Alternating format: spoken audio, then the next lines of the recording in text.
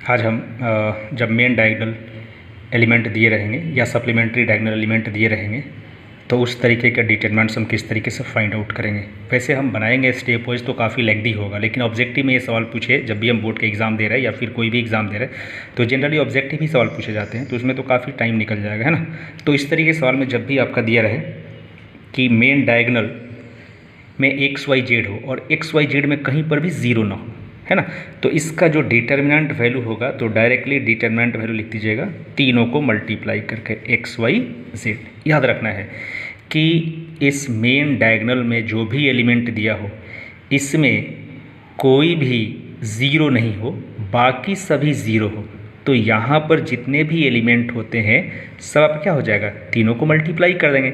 Suppose यहाँ पर कुछ और होता है MNP, तो तीनों को MNP करते, सिंपल यही मेरा आंसर जब मेन डायगोनल हो। तो इसी तरीके सप्लीमेंट्री की हम बात करेंगे तो लॉन्ग लेंथी मेथड नहीं बनाएंगे, तो इसका आंसर जब हम निकालेंगे तो बस आपको इसमें भी याद रखना है कि सप्लीमेंट्री डायगोनल में कोई भी एलिमेंट ज़ीरो नहीं होना चाहिए, लेकिन इसके अलावा सब का सब ज़ीरो होना चाहिए। मैं ज़ीरो बार बार क्यों कह रहा हूँ, इसके मैं आगे एक और एग्जांपल दूंगा, उसमें बताऊंगा मैं।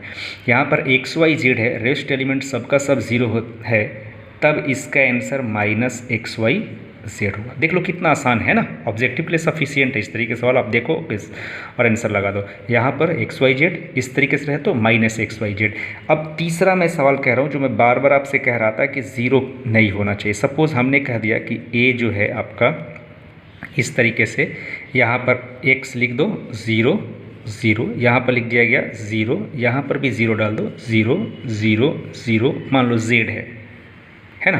तो देखो मेन डायगोनल छोड़ करके रेस्ट एलिमेंट ज़ीरो है कि नहीं, लेकिन मेन डायगोनल में भी एक ज़ीरो है, तो हम कहेंगे कि इसका डिटर्मिनेंट इसको तीनों को गुणा कर दो, तो X में 0 से मल्टीप्लाई करोगे तो 0 हो जाएगा, फिर 0 में Z से गुणा करोगे तो कितना हो जाएगा, 0 के बराबर हो जाएगा। वो चाहे मेन डायगोनल में हो चाहे सप्लीमेंट्री डायगोनल में हो। तो इस तरीके का सवाल जो भी रहेगा हम देखते ही आंसर पर क्लिक लगा देंगे, ज़्यादा इसमें टाइम कंज्यूम नहीं करना है, ठीक ना।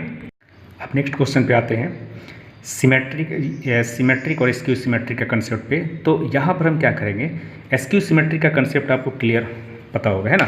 स्क्यू सिमेट्रिक्स में क्या होता था कि मेन डायगोनल के एलिमेंट सभी ज़ीरो होते थे और जो यहाँ पर एलिमेंट होते थे उसके अपोजिट साइन, यहाँ पर अगर माइनस है तो यहाँ पर प्लस होगा, यहाँ पर अगर माइनस होता तो ये वाला प्लस होता। तो स्क्यू सिमेट्रिक मैट्रिक्स का आपका अगर कंसेप्ट क्लियर है तो इस तरीके के सवाल, यानी इसका मुझे डिटर्मिनेंट फाइंड आउट करने के लिए कह दिया जाए तो बगैर आप कैलकुलेट किए याद रखिएगा आंसर कितना होगा, 0 होगा। यानी कोई भी स्क्यू सिमेट्रिक्स में रहेगा, स्क्यू सिमेट्रिक मैट्रिक्स, तो हमेशा उसका डिटर्मिनेंट वैल्यू क्या होगा, 0 के बराबर होगा। और इसके साथ एक और चीज़ याद रखिएगा कि जब डिटर्मिनेंट वैल्यू जिसका 0 होता है उसका A इन्वर्स जो होता है वो डज नॉट एग्जिस्ट, उसका A इन्वर्स हम लोग फाइंड आउट नहीं करते। तो कभी कभी सवाल में पूछ दिया जाता है किस तरीके सवाल है, यहाँ से जैसे कह देगा कि ये आपका डिटर्मिनेंट है 0 -2 -5, यहाँ से देगा 2 0, यहाँ से देगा 3, यहाँ पर कर देगा 5, यहाँ से -3 0। तो सबसे पहले आपको चेक करना पड़ेगा, बोलेगा कि इसका डिटर्मिनेंट निकालो या फिर इसका इन्वर्स कितना होगा, ऑप्शन आपके दे दिए जाएंगे, है ना। तो देख लेना कि भाई ये कैसा मैट्रिक्स है, तो स्क्यू सिमेट्रिक मैट्रिक्स है। जैसे स्क्यू सिमेट्रिक मैट्रिक्स है तो मैं बोलूँगा कि इसका डिटर्मिनेंट कितना होगा, 0 होगा, और जैसे 0 होता है तो इसका A इन्वर्स क्या होगा, एग्जिस्ट नहीं होगा। क्लियर है। तो इस तरीके के सवाल को भी हम ज़्यादा टाइम नहीं लेंगे, क्वेश्चन देखेंगे और अपना टाइम को बचाएंगे आंसर सही क्लिक करके। क्लियर हुआ। देखते हैं जब इस टाइप के सवाल दिया गया है तो मैं इसका एडजॉइंट किस तरीके से निकालूंगा, है ना। एडजॉइंट नहीं, देखो जितने भी मैं सवाल बता रहा हूँ मेन डायगोनल और सप्लीमेंट्री डायगोनल को लेकर के ही बता रहा हूँ, क्योंकि जितने भी लगभग एग्जाम में पूछे जाते हैं ऑब्जेक्टिव में इस तरीके से ही सवाल पूछे जाते हैं। आपको कंसेप्ट चेक करना चाहता है स्पीड के साथ, एक्यूरेसी के साथ, तो हम क्या करेंगे, इसके लिए लेंथी प्रोसेस अप्लाई नहीं करेंगे, जो इसका सर्टेन कंसेप्ट होता है उसको फॉलो करेंगे और आसानी से इस सवाल को बना लेंगे, है ना। तो यहाँ पर देख लो हम लोग बेसिक हिसाब से बनाते हैं, तो जितने एलिमेंट्स है उसका हम लोग क्या निकालते, को फैक्टर निकालते, उसको निकाल कर फिर एक मैट्रिक्स में सजाते, सजा लेने के बाद फिर उसको क्या करते हैं, उसका ट्रांसपोज करते, तब ना जाकर के एडजॉइंट निकलता। तो उतना लेंथी प्रोसेस अपने को नहीं करना है, सिंपल मुझे इस सवाल का अगर एडजॉइंट निकालना है तो हम क्या लिखेंगे, यहाँ से एडजॉइंट ऑफ ए, तो डायरेक्टली कितना हो जाएगा एडजॉइंट ऑफ ए, यहाँ से देख लीजिए, हम सीधा कंसेप्ट बता रहे हैं आपको। जब इस एलिमेंट का निकालना हो तो इसी एलिमेंट को बंद कर दो, ठीक ना। इसको बंद कर देंगे तो ये जो बाकी दो एलिमेंट बच गए, दोनों को मल्टीप्लाई करके आप यहाँ पर लिख देना। जहाँ पर ज़ीरो है वहाँ पर तो ज़ीरो आपको देना है। क्लियर। दूसरे लाइन में आएंगे तो यहाँ भी ज़ीरो है, आप यहाँ पर दे दो। जब हम y की बात करेंगे तो y को बंद कर देंगे तो x और z बचा, इस दोनों को मल्टीप्लाई करके आप यहाँ लिख दो। यहाँ पर ज़ीरो है, फिर आप आपको यहाँ ज़ीरो देना पड़ेगा। यहाँ पर ज़ीरो, यहाँ पर ज़ीरो, तो जो जहाँ पर ज़ीरो है वैसे ही आप लिख दीजिए। z की बात करेंगे तो फिर हम z को बंद कर देंगे तो बचा क्या है, x और y, इस दोनों को मल्टीप्लाई करके आप सिंपल लिख दीजिए। यही इस स्क्वायर मैट्रिक्स का ये क्या हो गया, एडजॉइंट हो गया। तो आसान है ना, बहुत आसान है। आप एक एक हिसाब से बनाओ तो काफ़ी लेंथी हो जाएगा। ये मेन डायगोनल में एलिमेंट दिया गया था। अब यही मान लो कि आपको दे दिया गया सप्लीमेंट्री वाले में। सप्लीमेंट्री से यहाँ पर क्या है कि मेन डायगोनल नहीं, सप्लीमेंट्री डायगोनल में है, तो इसका एडजॉइंट निकालने के लिए इसी तरीके से हम ट्रिक को फॉलो करेंगे। कैसा होगा, देखो यहाँ पर जहाँ पर ज़ीरो है वहाँ पर तो आपको ज़ीरो देना है। यहाँ पर x है तो थोड़ा सा चेंज करना पड़ेगा। यहाँ पर x है तो इसको बंद कर लोगे तो क्या बचा, वाई जेड ना, तो यहाँ पर वाई जेड लिखो। लेकिन सिर्फ यहाँ पर क्या करना है, माइनस साइन पुट करना, ये चीज़ आपको याद रखना है।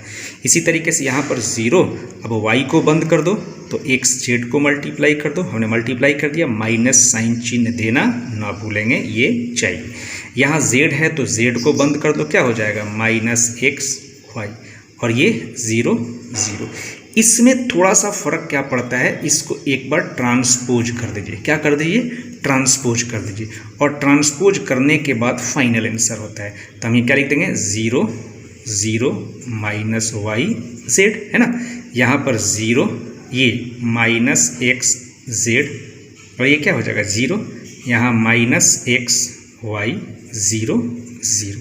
ये जा करके आपका क्या हो गया, ट्रांसपोज हो गया। समझ में आ रहा है ना। तो ये इस सवाल का इसी तरीके से हम निकालेंगे, माइनस साइन देंगे, लेकिन इसके आंसर को हम लोग क्या करेंगे, एक बार ट्रांसपोज कर देंगे, और ट्रांसपोज कर देने के बाद ही मेरा आंसर हो जाएगा, उस सवाल का एडजॉइंट निकल जाएगा। क्लियर हुआ।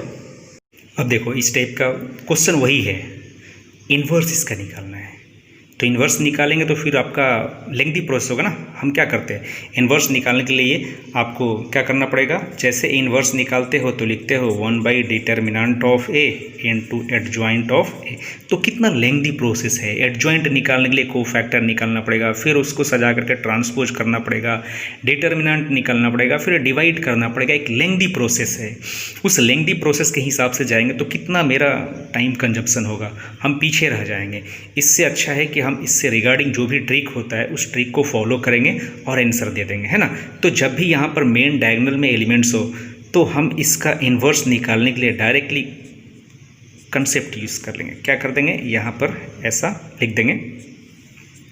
देखो यहाँ पर जो कुछ रहेगा उसका रेसिप्रोकल, तो 1/x ज़ीरो ज़ीरो, यहाँ पर ज़ीरो, y है तो 1/y ज़ीरो, फिर यहाँ पर ज़ीरो ज़ीरो, यहाँ पर z है तो क्या लिख देंगे, 1/z लिख देंगे। समझ में आ रहा है ना। तो ये मेरा डायरेक्टली इन्वर्स निकल गया। समझ में आ रहा है, नहीं आ रहा है कि यहाँ पर मेन डायगोनल में जो भी एलिमेंट दिया है उसका रेसिप्रोकल कर दो, सिंपल आपका आंसर आ गया। तो ऑब्जेक्टिव में अक्सर सवाल पूछा जाता है इस तरीके का, आप बना लेना, ठीक ना। अब यहाँ पर देख लो, सप्लीमेंट्री डायगोनल में एक्स वाई जेड है, कुछ भी हो सकता है, MNP जो मन करे सो एलिमेंट आप दे सकते हो, एक्स वाई जेड जो मन करे।